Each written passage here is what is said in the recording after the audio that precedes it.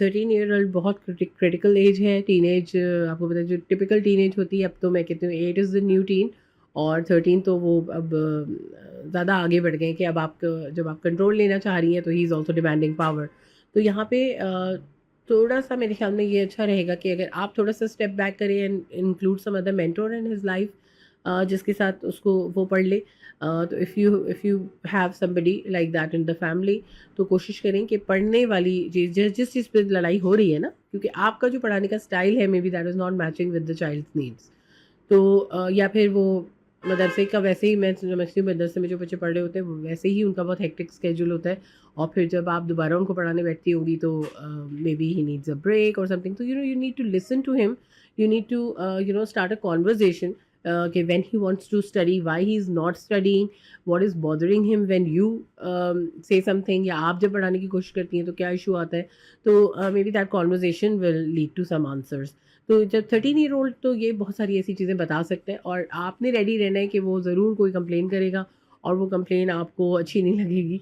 तो इसके लिए आप रेडी रहें कि जब आप बात शुरू करेंगी, तो जब वो ऑनेस्टली कोई बात बताएंगे, अगर वो बताने इतना आसान होता बताना तो उनको लड़ना नहीं पता, वो आपको बता देते।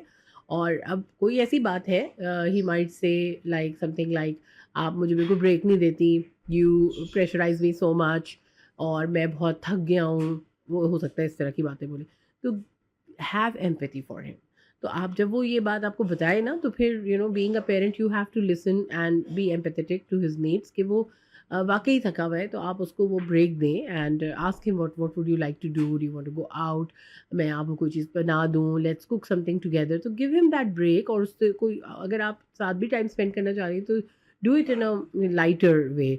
और फिर उसके बाद उससे कहें कि अच्छा कब हम पढ़ सकते हैं, तो you suggest the time when we can do this. तो ये इंपॉर्टेंट है, और उसकी इंपॉर्टेंस पे थोड़ी सी बात कर लें, but don't lecture the child. तो ये 2-3 चीज़ें अगर आप करेंगी तो शायद, आई थिंक कम्युनिकेशन, वही बात है कि कम्युनिकेशन हमें करनी है, और लिसनिंग के लिए तैयार रहना है, सिर्फ बोलने के लिए नहीं। Communication from a parent is, listening is more important, क्योंकि बच्चे जब बड़ा हो रहा है ना, उसके पास अभी वर्ड्स नहीं है। जब वर्ड्स हैं तो वो रेडी नहीं होता कि मैं ये जो हार्श सी फीलिंग में मुझे आ रही है, मैं अपने पेरेंट को कैसे बोलूँ। तो वो अपने वर्ड्स को वो नहीं प्रिपेयर नहीं कर पाता, उसका जुमला क्या होना चाहिए, और वो फिर ओवरवेलम होके बदतमीज़ी कर देते हैं। तो I think try this, be ready for to listen to a few things that won't sound very good.